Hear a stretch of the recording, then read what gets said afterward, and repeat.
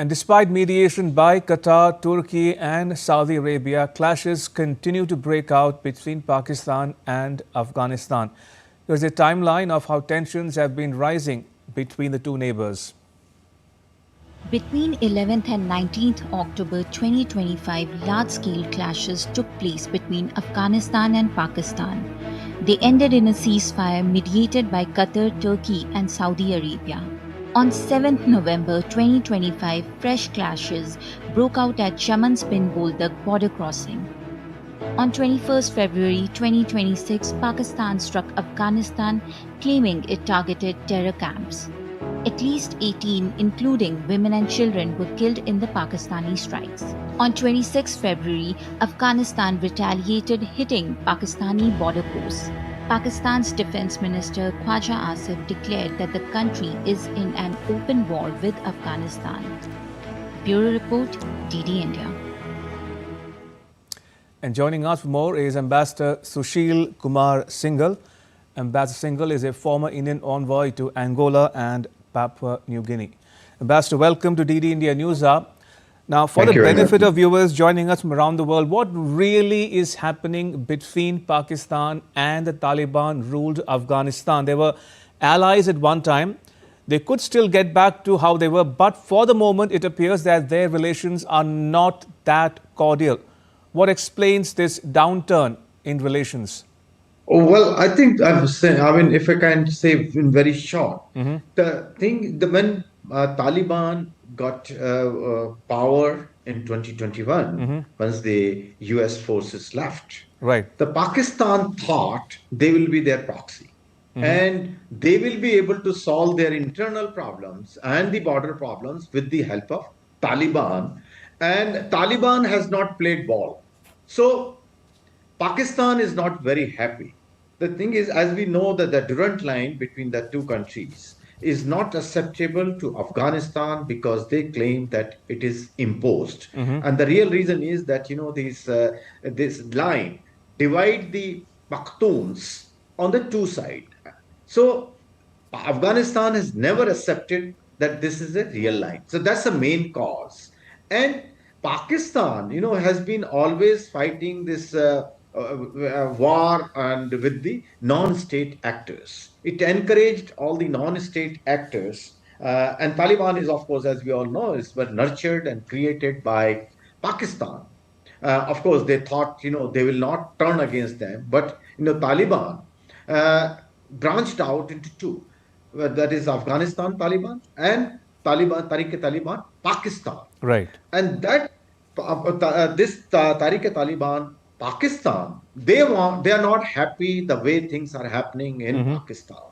And they have waged a war against the government of Pakistan. And Pakistan claims are looking for support of Afghanistan Taliban in controlling this TTP Pakistan. And Afghanistan claims that they are not living in Afghanistan, so we cannot control them. And also, as we all know, that the region, the terrain in that area in Afghanistan as well as in Pakistan, the Baluch in that area is very, very difficult. And historically, nobody has been able to control them. So even if they are there, I don't think Afghanistan government is in position to control them because it's a porous border. And Pakistan itself is not able to control them because what is happening in Baluchistan, Pakhtunistan, we all know what is happening there. And Pakistan army is not able to control, or the civilian authority, because they have their concern and they are not happy with the way they are being treated. So, but the Pakistan shift the blame is claiming that Afghanistan is not helping. Right. Ambassador, now Pakistan's defense minister has declared an open war against Taliban-ruled Afghanistan. Is it a formal declaration of war? Well, the way because, problem with the Pakistani defense minister is that, he makes a statement. And then which is not backed by the state. Right. But because if he's saying that is an open war, so what was happening earlier? I fail to understand. I think there was war was going on, fight was going on. Continuously there was skirmishes going on. And And now they said that we have already launched this Operation Ghazab Lil Haq. This is anger for truth. I don't know which anger and where the anger is and for what truth they are looking for. But this declaration, if unless it is backed by action on the Pakistan side, I would still take it with a pinch of salt, because I don't think Pakistan is in a position to to engage with Afghanistan at a very large scale, because as you know, the Americans and Soviets of the time, they have learned their lessons that anybody entering into Afghanistan, it's their graveyard.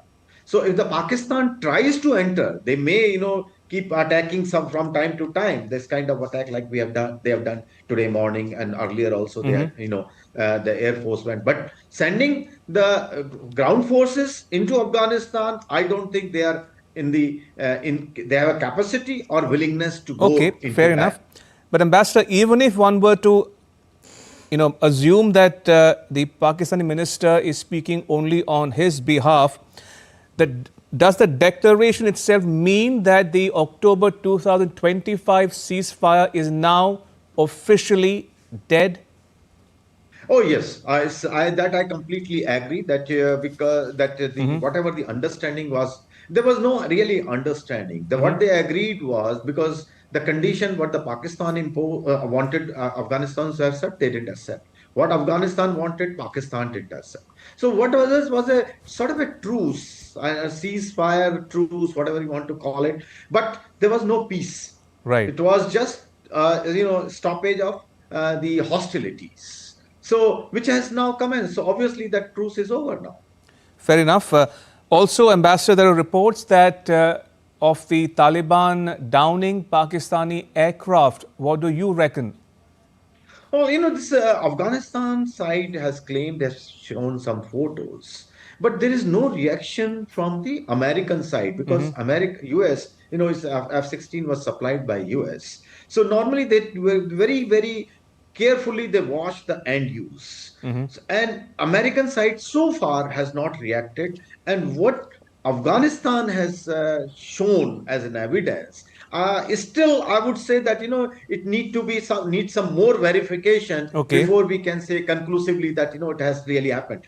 But if it has happened, all credit goes to the Afghan Defense Forces if they are able to do that. Okay, so to come back to the moot point, Ambassador, what's really at the heart of the tensions between Pakistan and the Taliban? How had the relations soured so dramatically and so quickly? Well, as I said, beginning that, in 2021, Pakistan, well, if you remember, then Prime Minister Imran, he says, Afghanistan has become Azad under the Taliban has come in force. So the expectation was that they're looking for this strategic depth all the time in Afghanistan. Which and their expectations were very high that Taliban will be beholden to them. But Taliban too is very smart, and they are looking for legitimacy and protecting their national interests. And they realize their national interest does not lie with Pakistan, because Pakistan as a neighbor has never supported really Afghanistan. They have always looked for their own interest because they want to solve their internal problem with the help of Afghanistan, be it a Durand line or be it a problem of the Talibans and these terrorist, so-called terrorist groups which are operating with the help of their deep state. ISI is the one who has really nurtured and created them. So it's their own creations are now threatening them, which happens. We have seen the history that whenever you try to create this kind of forces, they ultimately bite you. So this is what is happening to Pakistan. So Pakistan was expecting that Afghanistan government, Taliban, will help them to control that, and Taliban has own compulsions. Afghanistan, because they are brothers. They are Pakhtuns. So they cannot really, first of all, I doubt that they have any control over them. If they have, they will not be able to exercise control, because they will be held by their own people or their own population, if they are there. Ambassador, as we wrap it up, I have to ask you this question. You've contrasted Pakistan's ties with the Taliban? And in the same vein, how are India's ties with the Taliban coming along? Well, India has always been supportive of Afghanistan. We have invested a lot of money in last 20, 25 years, the kind of project we have undertaken.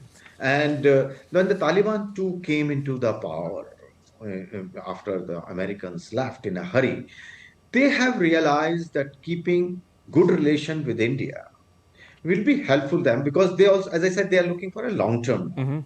They want to establish their state and they want to benefit their own people. So they find that India is a reliable partner. And India has no problem in cooperating with them because we already have invested so much. So we would like to protect the assets which we have created or we are creating for the people of Afghanistan.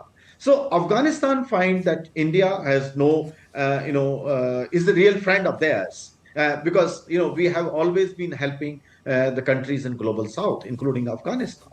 So Taliban find that India is a helpful partner and we are willing to provide them required assistance, be it in the construction of the roads or power stations. I mean, Parliament, of course, was also gifted Indeed. by us. So they find that India is a partner, and we have no axe to grind with them.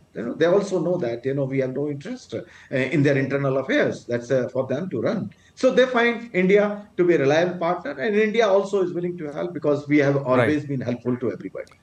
Right. On that note, Ambassador Singhal, thank you for joining us and sharing your thoughts with our viewers at home and abroad. Thank you for your time. Much appreciated.